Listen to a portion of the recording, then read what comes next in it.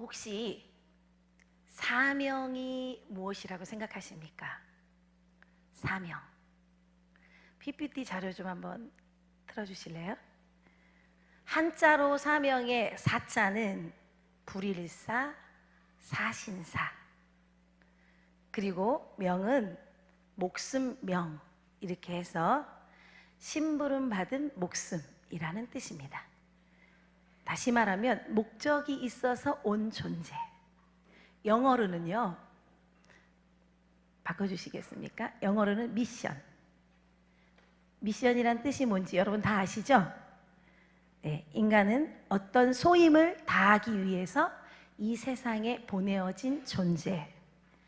그래서 사명이라고 합니다. 그럼 우리의 사명은 무엇일까? 여러분 많이 고민해 보시죠? 고민하시죠? 네. 이것이 사명이라는 책이 있어요. 그 책에 보면 이렇게 말해요. 남보다 많이 가졌다는 것은 축복이 아니라 사명이다. 혹시 남보다 지금 많이 가진 분 계십니까? 손 들어보세요. 사명입니다. 경주에 채부자댁이라는 곳이 있어요. 거기에 가면 가훈이, 그 집의 가훈이 뭐냐면 육혼 육연. 거기에 육혼에 한 가지가 있는데 그게 뭐냐면 100m 인근에 있는 사람, 자기의 집에서, 채부자댁 집에서 100m 인근에 있는 사람들은 절대로 굶어 죽는 사람이 없게 해라. 이런 게 있어요. 이 채부자는요, 하나님을 알지도 못했는데 하나님이 주신 정신으로 살고 있다. 저는 그렇게 생각하거든요. 그래서 저는 항상 우리 학생들에게 이렇게 말을 해요. 지금부터 정해라. 너희들이 살고 있는 그 자리에서 사방 1km 아니면 10km, 100km 얼마 정도까지 네가 먹여 살릴 것인지 그걸 지금부터 정해야 한다. 하나님의 사람은 꾸는 자가 돼서는 안 된다. 나눠주고 베풀어주고 그렇게 살아야 한다. 그래서 사방 반경 몇 킬로 안에 돈 없어서 공부 못하는 사람이 있다면 그것은 너희들의 책임이다. 돈 없어서 결혼 못하는 사람이 있으면 바로 너희들의 책임인 것이다. 그렇게 가르칩니다. 여러분 혹시 남보다 많이 가지고 있습니까? 그것은 사명입니다. 그러니까 너무 부담이 되시죠? 가지고 계신 분, 그것은 사명이랍니다. 두 번째, 남보다 많이 아파하는 것은 고통이 아니라 사명이다. 여러분, 다른 사람보다 더 고통스러운 인생을 살고 있는 분이 계십니까? 그것이 사명이랍니다. 그래서 하나님이 내게 고통을 주시는 걸 원망하고 불평할 게 아니라 하나님이 이 고통을 통해서 나를 어떻게 쓰시려고 준비하고 계신지를 여러분이 깨닫고 그게 사명임을 인지했으면 좋겠습니다. 세 번째, 남보다 많이 가슴 설레는 것은 망상이 아니라 사명이다. 저는요, 이따가 얘기하겠지만 하나님을 다 경험하고 난 뒤에 항상 누군가를 보면 가슴 설레는 사람들이 있었어요. 학생들을 보면 그렇게 가슴이 설렐 수가 없어요. 저희 교회가 좀 어려움을 당한 시절이 있었어요. 한 2014년 신천지 사건 때문에. 그때도 정말 포기하고 싶고 정말 그만하고 싶은 그런 마음이 너무나 고통스러웠던 시간들이 있었어요. 그때도 참을 수 있었던 것은 뭐냐면 학생들을 바라보면서 내 가슴이 늘 설레고 다시 한번 힘을 얻어서 달려갈 수 있었던 것 같습니다. 여러분, 특별히 나는 하나님께 찬양을 부르는 찬양단의 모습을 보면 가슴 설렙니까? 그럼 사명인 것입니다. 그럼 오늘 당장 찬양대장님한테 자원을 해서 저도 찬양단에 설 수 있도록 좀 도와주세요 라고 하면 됩니다. 자, 네 번째, 이렇게 말합니다. 그 책에는 하나님께서 주시는 부담감이 사명이다. 여러분, 하나님께서는요, 부담감을 주실 때 무엇을 통해서 부담감을 주실까요? 하나님의 말씀을 통해서 부담감을 주십니다. 그러므로 하나님의 말씀은 사명인 것입니다. 아멘. 그래서 우리 특별히 두날개 교회, 저희 주함교회도 두날개 교회입니다. 그래서 딱 들어왔을 때 낯익어요. 항상 같은 말, 같은 마음, 같은 뜻, 같은 열매. 낯익은 글씨들이 쫙 있어서 마음이 좀 평안해지더라고요.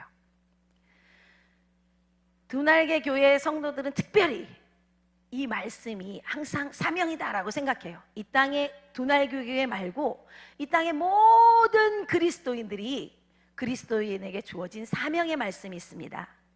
그 사명의 말씀이 뭐죠? 마태복음 28장 18절에서 20절. 예수께서 나와 말씀하여 이르시되 하늘과 땅의 모든 권세를 너에게 주셨으니 그러므로 너희는 가서 모든 민족을 제자 삼아 아버지와 아들과 성령의 이름으로 세례를 베풀고 내가 너희에게 분부한 모든 것을 가르쳐 지키게 하라. 사명입니다. 땅끝까지 이르러 예수님의 증인된 삶을 사는 것, 그것이 사명입니다. 이것은 예수님이 부활하시고 승천하기 직전에 마지막으로 유언과도 같은 말씀을 전해주고 가신 거예요. 그래서 이 땅에 있는 모든 그리스도인들이 이 말씀만 들으면 가슴이 뛰어요. 왜냐하면 예수님께서 마지막으로 이 땅에 있는 모든 그리스도인에게 주신 마지막 말씀이기 때문에 특별히 우리 가슴을 뛰게 하는 말씀입니다.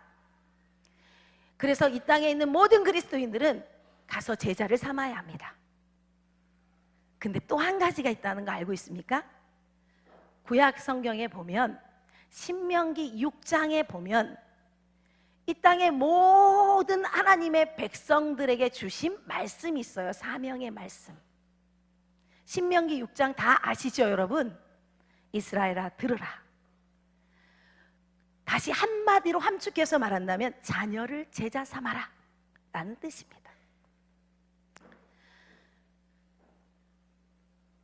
그리스도인들에게 주신 사명의 말씀은 내 이웃을 땅끝까지 이르러 내 이웃에게 예수님을 증거하라. 그것은 해도 되고 안 해도 되는 문제가 아니라 이 땅에 있는 모든 그리스도인들은 반드시 해야 되는 그것이 하나님이 주신 사명입니다. 동시에 그만큼 똑같이 중요한 말씀이 있는데 이 말씀은 모세가 이제 가나안 땅 앞에 딱 이르렀을 때 이제 모세는 가나안 땅에 들어갈 수 없어요. 그래서 마지막으로 있는 힘을 다해서 하나님께서 자기에게 주신 말씀을 대언하는 겁니다. 다시 말하면 모세의 마지막 유언과도 같은 말씀입니다. 한마디로 내 자녀를 제자 삼아라 라는 뜻입니다.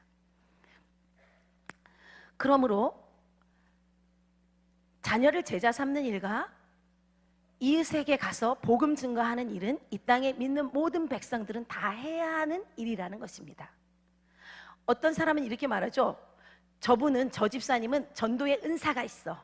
그렇기 때문에 저 전도는 저 집사님이 하는 거야. 아닙니다. 이 땅의 모든 그리스도인들은 반드시 복음을 전해야 합니다. 그거하고 똑같이 구약에 하나님이 신명기서에 주신 그 말씀, 내 자녀를 제자 삼으라. 이 말씀은 이 땅의 모든 그리스도 하나님의 백성들이 해도 되고 안 해도 되고의 문제가 아니라 반드시 해야 되는 일이 바로 자녀를 제자 삼는 일입니다. 아멘. 그러면요, 사명이 먼저일까요? 생명이 먼저일까요?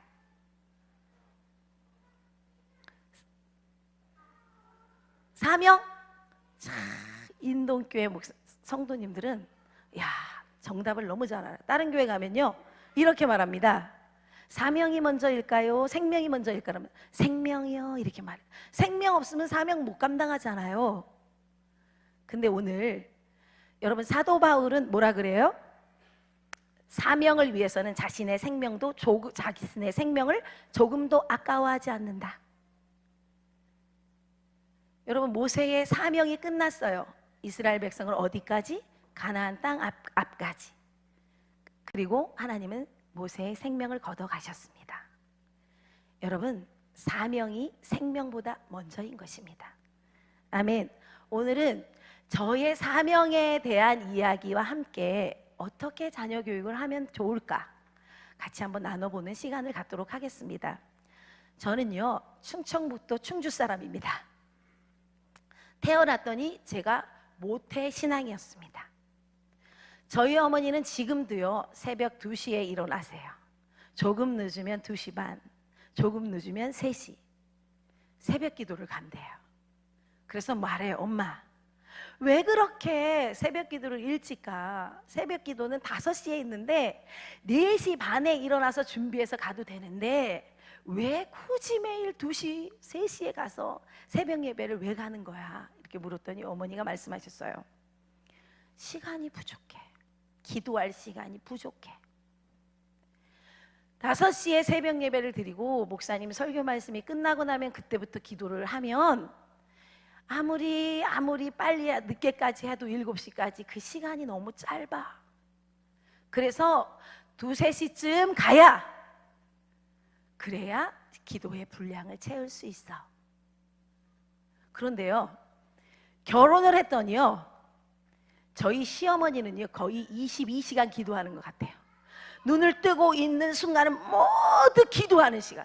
심지어는 잠을 자고 있는데도 가서 옆에 이렇게 들으면 막 방언 기도를 하고 막 잠을 주무시면서까지 기도하시는 걸 보면 저는 아마 우리 시어머니는 24시간 기도하는 분이셨다. 그런데 기도를 하실 때마다 우셔요. 처음부터 끝까지 나라와 민족을 위해, 교회를 위해, 목사님을 위해, 뭐 일가 친척을 위해, 그 또 북한의 민족들을 위해, 동포들을 위해서, 뭐 세계 열방을 위해서 막 기도를 하시는데 끊임없이 기도하세요. 근데 저는 우리 어머니가 정말 이해가 안 됐어요. 그때만 해도 참 가난한 시절이었는데 11조는 반드시 해야 되는 거고, 주일날 하나님께 감사해야 되고, 어려운 일 있어도, 힘든 일 있어도, 가정이 어려워도 교회가 건축을 하면 건축 헌금을 해야 되고, 우리는 간식 사달라고 하면 간식도 하나 안 사주면서 그렇게 헌신을 다 하시는 거예요. 근데 저는 나이가 철이 들면서 이렇게 교회에 가봐도 하나님을 찾아보려 해도 하나님이 안 계셔. 눈으로 아무리 찾으려 해도 하나님이 없어. 그래서 어떻게 했냐면 그때부터 땡땡이를 치기 시작했어요. 그래서 헌금을 주신 걸 가지고 나가서 친구들을 꼬셔가지고 돌아다니면서 과자도 사 먹고, 그러면서 주일날 어머니가 예배 시간 딱 7시에 가시면, 저녁 7시에 가시면 7시 반쯤 딱 들어와서 자는 척하고 있으면 저희 어머니는 여지없이 들어오셔서 저녁이야 일어나 해서 저를 무릎을, 이 종아리를 걷어 올리시고 해초리를 드셨어요. 아주 지독한 분이셨어요.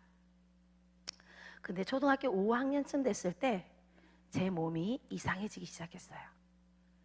어느 날 자고 일어났는데 허리가 아픈 거예요. 길을 걸으려 하는데 다리가 아프기 시작한 거예요. 왜 이럴까? 무엇일까? 잘 몰랐어요. 그런데 어느 날은 이제 학교도 갈 수 없을 정도로 몸이 아픈 거예요. 그때서야 여기저기 한의원에도 가고 침도 맞고 큰 병원도 가보고 했더니 의사 선생님이, 그때는 참 의술이 발달되지 않는 시절인데 이 친구를 고치기가 어려울 것 같다.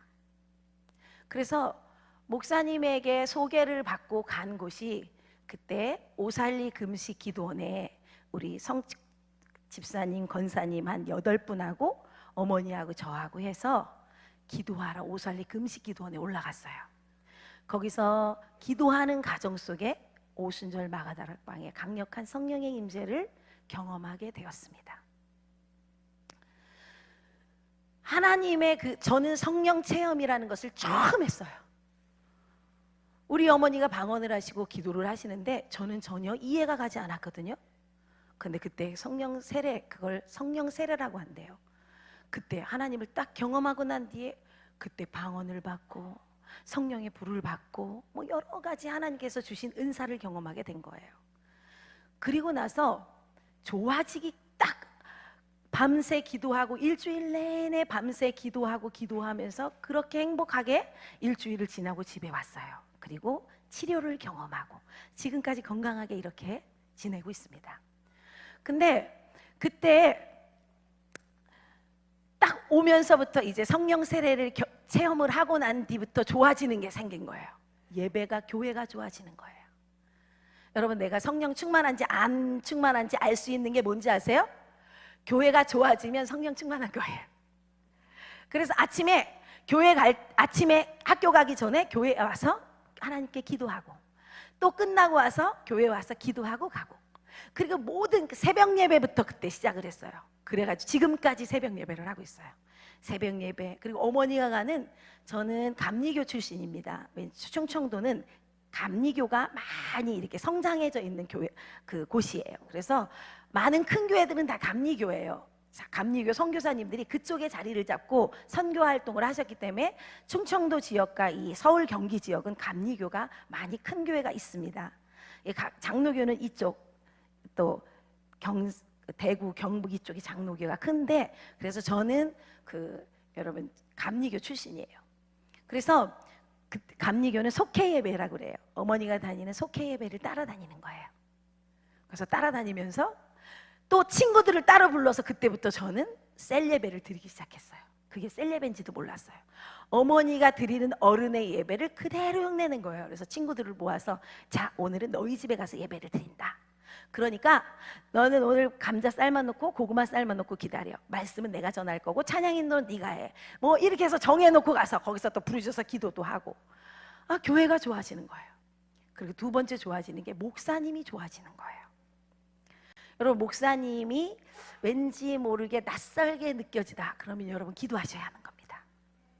제가 하나님을 딱 경험하고 나서 좋아지는 게 교회와 목사님이 좋아지는 거예요.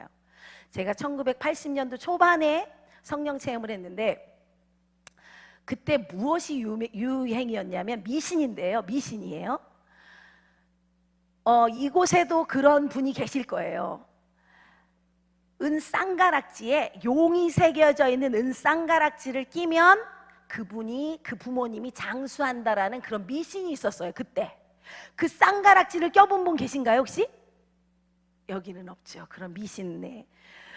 근데 우리 동네에는 그때 하여튼 전국적으로 그게 유명했어요. 근데 우리 어머니도 우리 첫 번째 언니의 형부가 믿음이 없었어요. 그래서 이 은쌍가락지, 용을 새겨진 그 은쌍가락지를 갖다가 끼워주셨어요. 왜냐하면 오래 사시라고. 그게 효도의 표현이었어요. 그런데 많은 분들이 그걸 다 끼고 다니고 있을 때, 제가 주일날 교회 가서 딱 앉아서 보면 우리 목사님 손에는 이 쌍가락지가 껴있지 않는 거예요. 너무 가슴이 아픈 거예요. 왜 성도님들은 목사님을 사랑하지 않는가 봐. 왜 자기들은 쌍가락지를 끼면서 왜 목사님 손에는 쌍가락지를 끼주지 않는 거지? 그래서요, 제가 친구들을 불러 모았어요. 자, 오늘부터 이제 다음 주부터 장사를 시작하겠다. 동네 한복판에 들마루가 하나 있는데 그 들마루에 떡볶이 장사, 오뎅 장사를 시작하겠다. 그리고 너는 동네를 다니면서, 한 친구를 부르를 날렸어요. 이쪽 너희들은 동네에 다니면서 우리가 떡볶이 장사, 오뎅 장사를 시작했다고 전해라. 그리고 배달도 한다고 전해라. 그래서 너는 곤노를 갖고 오고, 그때는 곤노 시대였어요. 곤노를 가지고 오고, 너는 무엇을 갖고 오고, 나는 시장을 봐서 이제 장사를 시작하겠어요. 그래서 장사를 시작한 지 한 일주일, 2주일 만에, 오래 가지 않았어요. 돈이 모아진 거예요. 그래서 제일 먼저 금은방에 가서 뭐를 샀냐? 목사님, 사모님 쌍가락지를 샀어요. 근데 누가 그러더라고요. 용이 새겨진 거는 미신이다. 사단의 표현이다. 그러기 때문에 그건 새기지 말고 은쌍가락지를 해라. 그래서 은쌍가락지를 다 세트를 하고, 두 개 쌍가락지를, 그러니까 4개죠. 그리고 저희를 가리키는 전도사님 4분이 계셨어요. 그 4분 쌍가락지를 또 사서 그 4분에게 은쌍가락지를 다 끼워줬을 만큼 목사님을 사랑했습니다.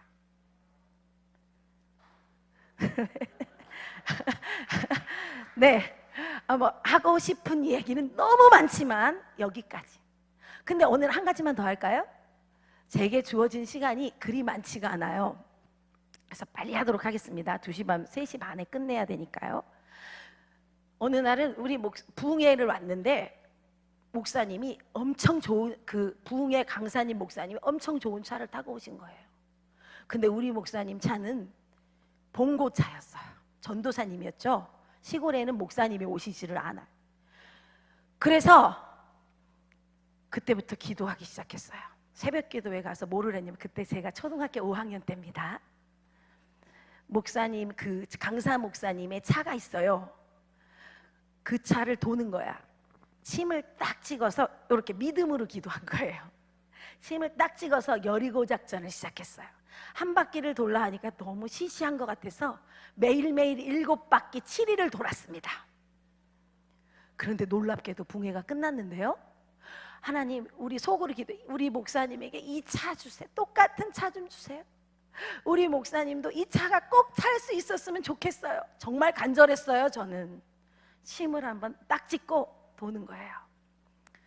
그런데 놀랍게도 부흥회가 끝났는데 우리 목사님이, 그 강사 목사님이 타고 다니는 차를 우리 교회 장로님들이 그걸 사주신 거예요. 그런데 우리 목사님은 모를 거예요. 지금도 그거 저 때문에 하나님이 제 기도를 들어주셨다는 것. 전 그렇게 하나님을 뜨겁게 사랑했어요. 그리고 좋아지는 게 뭐냐면 전도. 매일 밥만 먹고 나가면 친구들을 동네에 가서 전도를 하는 거예요. 그래서 우리 동네에 있는 제 친구들과 제 밑에 있는 언니 오빠들은 거의 다 90% 이상이 다 예수님을 믿었어요. 여러분 혹시 전도하기 싫습니까? 그럼 기도하셔야 돼요. 성령 충만하지 않다는 증거입니다. 성령 충만하잖아요. 전도하고 싶어서 미치겠어요. 영혼을 보면 막 가슴이 뜁니다. 저 영혼을 꼭 내가 예수님 믿게 하고 싶다는 그런 마음이 막 여기서 불릴 듯이 일어나더라고요. 저는 그게 성령 충만의 결과인지 몰랐는데 지나고 나니까 알겠더라고요. 그리고 그때부터 꿈이 생겼어요. 무슨 꿈이 생겼냐면 사모가 되는 거예요. 저는 그래서 우리 남편을요, 우리 남편 대학교 4학년 때 우리 남편을 만났는데요, 우리 남편은 공무원 시험 준비를 하고 있었어요. 근데 결혼의 조건이 뭘까요? 사모가 되는 거예요. 그래서 프로포즈를 할 때 그랬어요. 목사님이 될 것 같으면 결혼을 해주겠다. 근데 목사님이 안 되면 결혼 못한다. 그때 우리 남편이 이렇게 말했어요. 일주일만 시간을 달라. 그건 함부로 결정할 일이 아니다. 기도해보고 결정할게. 근데 3일 만에 전화 왔더라고요. 하나님이 응답을 주셨다. 결혼하자. 그래서 바로 결혼을 했어요. 그래서 결혼하자마자 신학을 했고요. 그래서 총신대학원을 갔어요. 그리고 목사 안수 받는 그날로 개척을 했습니다. 어디에서 개척을 했냐면 대구에 가면 수성구 시지가 있어요. 대구의 끝자락에. 거기서 13평에서 교회를 개척하게 되었어요. 목사님과 성도는 저, 그리고 우리 6살짜리 아들과 4살짜리 딸, 이렇게 4명이 13평에서 교회를 개척하게 되었어요. 그런데 저는 이미 전도에 훈련이 되어 있는 사람이었어요. 왜냐하면 어릴 때부터 미치도록 하고 싶은 게 전도였거든요. 저희 목사님도 마찬가지고요. 그래서 열심히 전도를 했고요. 기도하고 전도하라고, 기도하고 전도하러 가고 섬기고, 그렇게 열심히 행복하게 사역을 했어요. 그런데 13평이 금세 교회가 차고, 또 이제 45평으로 이사를 가고, 또 45평으로 이사를 갔더니 또 금방 차서 186평으로 가고, 그 다음에 또 330평, 그 다음에 500평, 지금은 3200평 이렇게 돼. 하나님이 하셨습니다. 자랑하려고 하는 게 아니고요. 그때는 잘 몰랐어요. 우리는 정말 부족한데, 내세울 것 하나 없는데 하나님이 왜 이렇게 부흥을 시켜주시는 거지? 잘 몰랐어요. 근데 알고 보니까요, 이제서 뒤늦게 알았는데요, 하나님이 한국의 다음 세대를 위해서 우리 교회에게 부흥을 허락하셨다는 것은 세월이 지나서야 알 수 있었습니다. 이렇게 교회도 성장해 가고 성도들도 정말 잘 성장해 가고 있을 때 어느 날 저녁이었어요. 우리 자녀가 집에 안 들어오는 거예요. 9시가 됐는데, 예배가 다 끝나고 9시가 됐는데도 안 들어오는 거예요. 그래서 이제 정보에 따라서 PC방을 찾아서 그 PC방이 한 10개 정도가 있는데 그 지역에 그 PC방에 딱 찾아가서 올라갔다 내려갔다 올라갔다 내려갔다 그 PC방 안에 우리 성도들의 자녀들이 소복히 앉아서, 셀리더들의 자녀 있죠? 소복히 앉아서 그냥 PC방에서 그걸 눈알을 부라리고 시간 가는 줄 모르고 게임 중독에 걸려 있었던 겁니다. 예를 들면 이거예요. 아침에 9시에 어린이 예배를 드리고 11시에 어른 예배들을 드리려고 어른들이 다 들어오면 요 아이들 또래 집단들은 서로 다 뭉쳐서 어디를 가냐? 9시 예배를 간단하게 드리고 PC방으로 가는 거예요. 거기서 게임에 주님을 섬기고 있었다는 사실을 알지 못했어요. 근데 놀랍게도요, 이 중독이 저는 그렇게 무서운 줄 몰랐어요. 저희 목사님이 아들의 종아리를 걷고 정말 진짜 종아리를 피가 나도록 때려보고 안 되니까 자기 자신의, 내가 자식 잘못 키웠다 해서 자기 자신의 종아리를 피가 나도록 때려보고 또 3일 금식을 해보고 아들과 강대상에서 뒹굴면서 기도 몇 시간을 하면서 기도를 하는데 이 아이는 고쳐질 줄 모르는 거예요. 근데 저희의 자녀들만 아니라 우리 성도들의 셀리더들의 자녀들이 거의 100% 그런 거예요. 그래서 저는 이해가 안 됐어요. 내가 하나님 일을 하면 하나님이 내일에 주신다고 해놓고 하나님 이러시면 안 되는 거 아닙니까? 그렇게 하나님이 원망스럽더라고요. 그런데요, 그때부터 안 되겠다, 이대로 지나갈 수는 없다. 그래서 게임이라도 끊자라는 마음으로 애프터스쿨을 시작하게 됐습니다. 그게 2007년도 7월 달에 애프터스쿨을 개원하게 됐어요. 그리고 열심히 애프터스쿨을 했습니다. 애프터스쿨을 여러분 하는데 여러분 그거 아세요? 이 중독이 얼마나 무서운지. 그래서 학교 끝나고 바로 그 애프터스쿨에 와서 2시 반에 끝나면 2시 반부터 8시 반, 10시 반 이렇게까지 붙들어 놓고 공부를 시키는 거예요. 말씀도 공부시키고 성경 암송도 시키고 영어, 수학, 뭐 이렇게 중국어, 뭐 독서 이렇게 해서 공부를 시켜서 게임을 할 시간 틈을 주지 말자. 그런데요, 이 중독은 쉽사리 고쳐지지가 않더라고요. 저희 아들 게임 중독에서 벗어나는 게 딱 1년 걸렸습니다. 그런데 이와 같아요. 마치 모세 시절에 모세가 태어날 당시에 바로 왕이 이스라엘의 숫자가 점점 많아지자 어떤 계획을 세우죠? 남아 유아 살해 정책을 세웁니다. 그런데 이 정책을 보면 2살 밑으로 여아는 살려주고 남아는 다 죽여라, 나일강에 던져버려라, 이거예요. 근데 어떤 사람이 이렇게 말해요. 무식하다, 촌스럽다, 단순하다. 바로왕 진짜 단순 아닙니다. 여러분,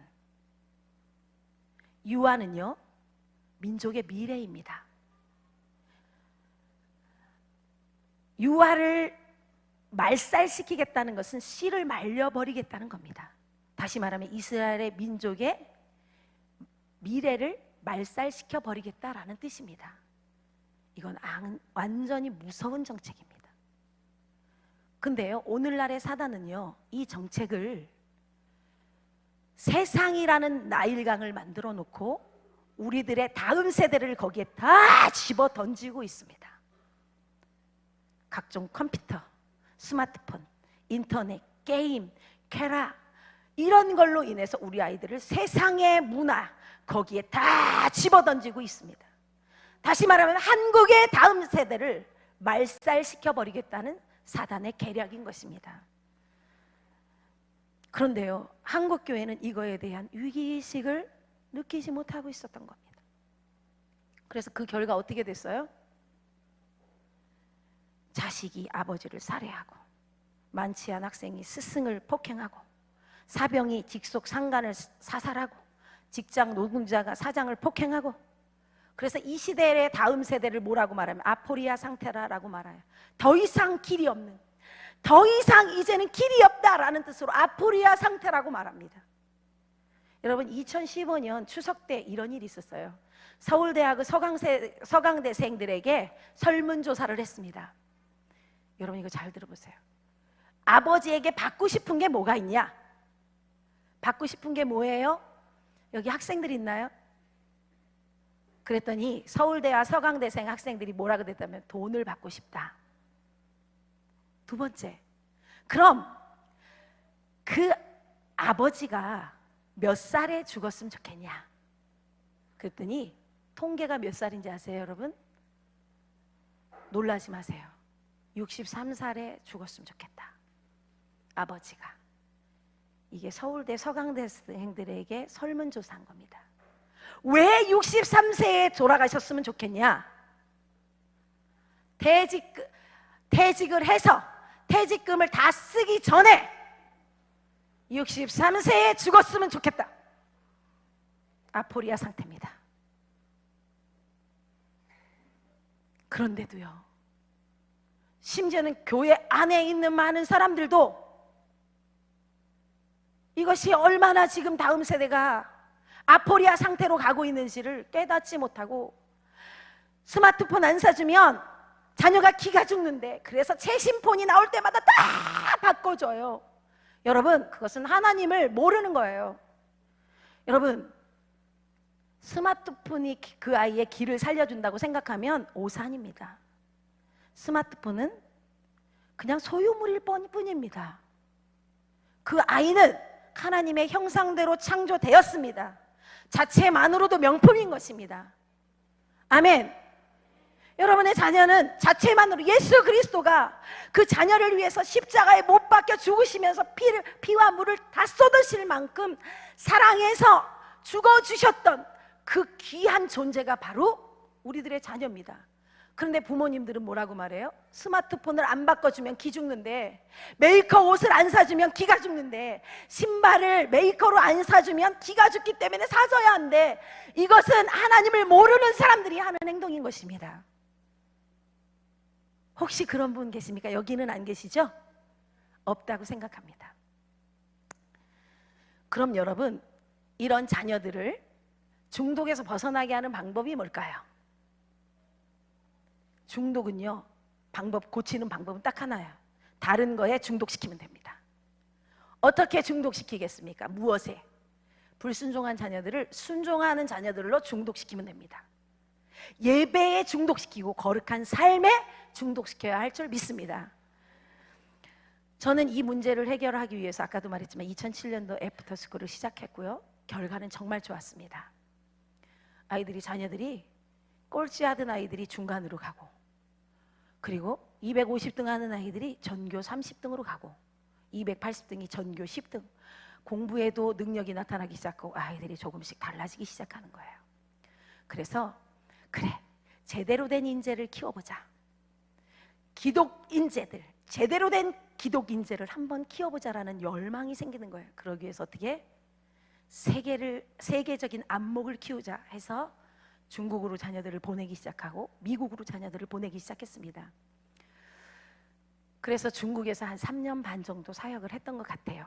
중국에 한 2,500명 되는 학교에 국제부를 맡아서 좀 담당을 했던 시기가 있어요. 그런데 하는 가정 속에 이런 생각이 들었어요. 전인격적인 인재를 키우기가 힘들다. 이 중국이라는 땅에서 그런 인재를 키워내기가 너무 어렵다. 한국의 교회 안으로 들어가자. 중국의 모든 사역을 접고 한 교회 안에, 교회를 이제 3천 몇 평 그걸 옮겼어요. 건물을 한 9동 정도 되는데 그 안으로 들어가서 학교를 개교하자. 딱 목표는 두 가지였어요. 첫 번째, 하나님을 전인격적으로 만나게 하자. 그리고 거기서 느꼈던 건 뭐냐면, 세상과 함께 일반 공립학교와 공교육과 함께 기독 인재를 양성한다는 것은 너무나 어렵다는 걸 알았어요.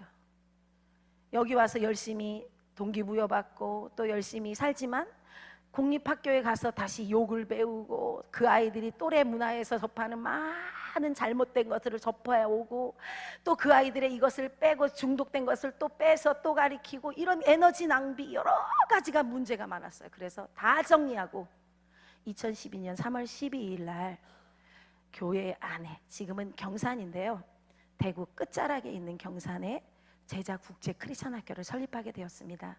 목표는 딱 두 가지예요. 하나님 만나게 하는 것, 두 번째 글로벌 인재를 양성하는 것, 인재 양성입니다. 여러분, 지금은 훈련된 한 사람이 중요한 시대입니다.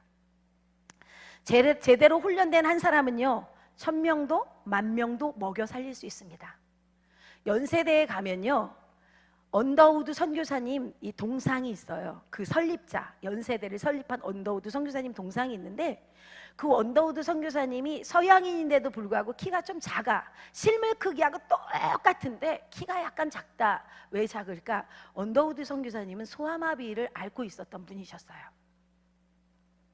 작은데 이 언더우드 선교사님이 어느 날 부흥회에 참석했어요. 거기서 은혜를 받았어요. 거기서 은혜를 받고, 그리고 제일 먼저 선교사로 살기로 결단을 하고 제일 먼저 발을 내디딘 곳이 바로 이 조선 땅이었습니다. 가난과 냉대와 암흑이 가득했던 이 조선 땅에 한 선교사님이 발을 딱 들이면서 복음의 밝은 빛을 비추고 이제 세계 선교 2위 국가라는 그런 명예를 가진 대한민국이 된 것입니다. 그래서 여러분, 한 사람이 정말 중요합니다. 아멘. 하나님께서는 이 훈련된 한 사람을 통해서, 그 한 사람의 믿음 있는 기도를 통해서 사자의 입을 틀어 막게도 하시고, 그리고 홍해를 가르기도 하시고, 쓴물을 단물 되게 하십니다. 아멘. 저는 여러분의 자녀가 그런 자녀가 되기를 소망합니다. 그 한 사람이 여러분의 자녀가 되기를 소망합니다. 이 인동교회에서 그런 자녀들이 나오기를 소망합니다. 근데요, 그 한 사람 키워내기 쉬운가요? 쉽지 않습니다. 정말 어렵습니다. 저도 정말 어렵습니다. 정말 그 다음 세대를 모아놓고 한 100여 명 되는데요, 저희 학생들이. 중고등학교 아이들은 기숙형이거든요. 그 아이들을 제대로 키워내는 것은 제 전 인생을 다 걸어도 이게 쉽지 않은 일이라는 것을 알아요. 쉽지 않습니다. 그러기 위해서는요, 여러분이 해야 할 일이 있습니다. 자녀를 제자 삼아야 합니다. 여러분, 신약에 하나님이 주신 지상 대명령이 중요한 만큼 자녀를 제자 삼는 일도 정말 중요한 것입니다. 여기서 신명기 6장은요, 그러면 그래 부모들 잘 들어라 이렇게 장로님들 얘기하시면 안 됩니다. 신명기 6장은 내 자녀와 내 아들과 내 손자, 너와 내 아들과 내 손자라고 말했어요. 1차적인 명령은 누구에게 준 거냐면 조부모들에게 주신 거예요. 2차적으로 주신 게 부모님에게 주신 겁니다. 3차는 손자들. 그래서 조부모님들도 나는 너희들 잘 키웠으면 됐어 라고 생각하시면 안 돼요. 여러분, 어디에 흔적을 남기시렵니까? 제가 요즘 잘 부르는 노래가 있어요. 이 신성한 강대상 위에서 그런 노래를 부르면 안 되는데, 그거 아세요? 조용필의 바람처럼 왔다가 이슬처럼 갈 순 없잖아, 내가 산 흔적일랑 남겨놔야지. 요거를 잘 불러요. 그러면 안 되는데. 근데 왜냐하면 내가 어디에 흔적을 남길 것인가에 대한 고민이 요즘 많이 있습니다. 여러분, 어디에 흔적을 남기시렵니까? 신명기 6장의 자녀를 제자로 삼으라는 것은 부모에게만 주신 것이 아닙니다. 1차적으로 조부모에게도 주신 것입니다. 그러면요, 어떻게 자녀를 제자 삼을 수 있을까? 제가 너무 하고 싶은 말이 많지만 딱 몇 가지만 딱 여러분에게 당부하고 싶은 말씀이 있습니다. 여러분, 아버지들은요, 하루에 20분만 자녀에게 시간을 내어주세요. 20분만 시간을 내어주시면 돼요. 그리고 우리 두날개 교회는 셀라이프를 하죠? 그러면 저녁 때 앉아서 같이 그 하루 동안 어떻게 살았는지, 하나님이 내게 주신 은혜가 무엇인지, 그리고 자녀를 위해서 축복기도 해주시고, 딱 20분만 시간을 내셔서 자녀들에게 하나님의 말씀을 전수하십시오. 쉽죠? 20분입니다. 30분도 아니고 20분만 하면 됩니다. 그거부터 시작하십시오. 저희 교회는요, 땅끝까지 복음을 전하는 증인된 삶을 살아야 하지만 자녀들도 제자 삼는 일을 반드시 해야 한다. 그래서 하루 20분 자녀들과 말씀 공부해라, 이렇게 합니다. 20분. 그리고 토요일 날 저녁에 시간이 있으시면 1시간 정도 시간을 내서 가정 예배를 드려보십시오. 그리고 아버지들에게 주신 그 축복권을 자녀들에게 다 전수해 주시기를 바랍니다. 나의 자녀들에게 하나님이 주신 그 민수기의 말씀을 가지고 머리에 손을 얹고 축복해 주십시오. 가정의 제사장으로 하나님이 우리 아버지들을 세우셨기 때문입니다. 그리고 어머니들은 신앙 전수하십시오. 신앙의 그 전수는 어머니들이 하셔야 하는 것입니다. 삶으로 보여주는 것, 삶으로 하나님을 어떻게 섬기는지 보여줘야 합니다. 저는 보여줍니다. 우리들의 자녀에게. 다른 거는 다 몰라도 하나님 말씀 앞에서는 타협을 하지 않았어요. 제가요, 미국에 저희 딸이 우리 학교 1기 졸업생인데 방학 때 5월 15일 날 한국에 들어오기로 되어 있었어요. 그런데 이 친구가 갑자기 5월 6일 날 방에 앉아 있는데 누가 그 자물쇠를 띠디디디 하면서 열고 들어오는 거예요. 누구지? 봤더니 우리 딸이 들어온 거야. 서프라이즈. 왜요? 어버이날 맞춰서 일부러 비행기표를 바꿔가지고 어버이날 어머니의 은혜를 감사하기 위해서 일부러 들어온 거예요. 그리고 어버이날 아침 대단했습니다. 저는요, 호텔에서도 먹어보지 못한 음식을 먹었습니다. 여기 우리 성도님이 한 분 따라왔는데 맞죠? 그 진짜 사진으로 보여주면 여러분 진짜 23살입니다. 근데 우리 딸이 호박, 단호박에다가 쫙 이렇게 모양을 내서 이만큼 펼쳐가지고 그 안에 오리고기를 해서 치즈를 다 뿌리고 그 전을 굽고 뭐 꼬막을 이렇게 해서 만들어가지고 막 한 상을 진수성찬을 쫙, 불고기 샤브샤브, 소고기 샤브샤브 자기가 장 받아가 쫙 해서 어머니 아버지 식사하세요 라고 하더니 오빠하고 둘이 오더니 어머니 아버지 저희들 이렇게 잘 길러주셔서 감사합니다 하고 큰절을 탁, 25살 아들과 23살 딸이 상을 차리고 저희 앞에 큰절을 했습니다. 한 가지 있습니다. 다른 거 아니고요, 저는 자녀들에게 원칙이 있었습니다. 신앙의 모습 절대로 타협 없는, 저는요, 제가 목회자잖아요. 저는 자녀들 앞에서 싸워본 적이 없어요. 그리고 자녀들 앞에 성도들 얘기를 해본 적이 없어요. 두 날개를 접하기 전부터 성도들 얘기를 한 번도 해본 적이 없어요. 우리들의 자녀들에게 그런 쓴뿌리를 남겨줘서는 안 된다고 생각했어요. 그게 제 철학이었어요. 철저한 신앙의 모습을 지금도요, 오늘 25, 23살짜리 딱 때리고 주일날은 하나님의 날이야 온전히 지켜야지 일어나라 해서 우리 아들이 어제 서울에서 밤 진짜 12시나 돼서 들어왔어요. 하루 종일 공부하는 게 있어요. 토요일날 공부하고 들어왔는데 어머니 제가 너무 피곤해도 다른 거는 몰라도 하나님께 예배하는 것만은 타협할 수 없어. 일어나자. 끌고 가서 같이 앉아서 예배를 드립니다. 우리 아이들은 알아요. 타협할 수 없다는 것. 여러분 철저한 신앙 전수는 어머니가 하시는 겁니다. 근데요, 썬데이 크리스찬 이런 거 하면 안 돼요. 여러분이 주일날 오전 예배 싹 드리고 저녁에, 그리고 이날은 적당히 예배를 드려야 되고 결혼식이 있으니까 이렇게 해서 빠져도 돼 이러면 자녀들이요, 하나님 경외하는 거 거기서 끝납니다. 목숨 건 신앙생활의 모습을 보여줘야 하는 것입니다. 다른 거는 몰라도 하나님 앞에서는 타협 없는 것. 야, 우리 어머니가 절대로 타협하지 않는 걸 보니까 하나님은 살아계셔. 팔은 안으로 굽습니다. 자녀들은요, 그 부모의 디테일을 보고 자라가는 겁니다. 부모가 해야 될 어머니들은요, 철저한 신앙 전수를 해주셔야 합니다. 그리고 할아버지 할머니들에게 당부하고 싶은 게 있어요. 1년에 한 번씩 손자들에게 성경 통독을 해주세요. 성경 통독.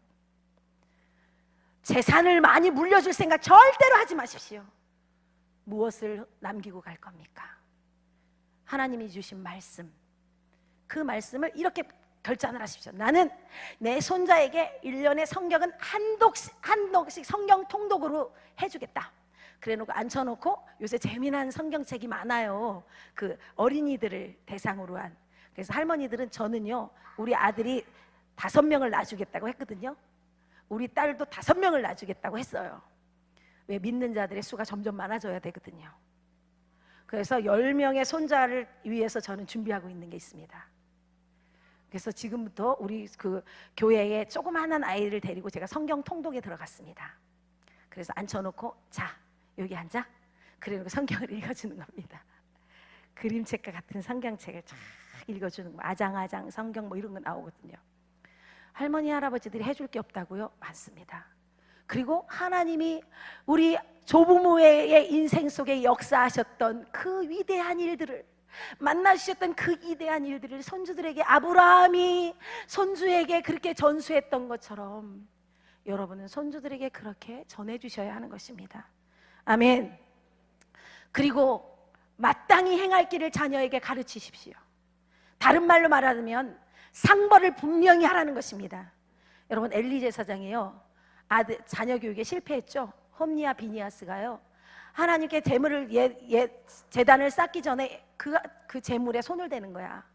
젠지 알면서 엘리 제사장은 타일렀다라고 말하지, 거기에서 해초리를 들었다, 이게 잘못을 지적하고 분명히 했다라는 말이 없습니다.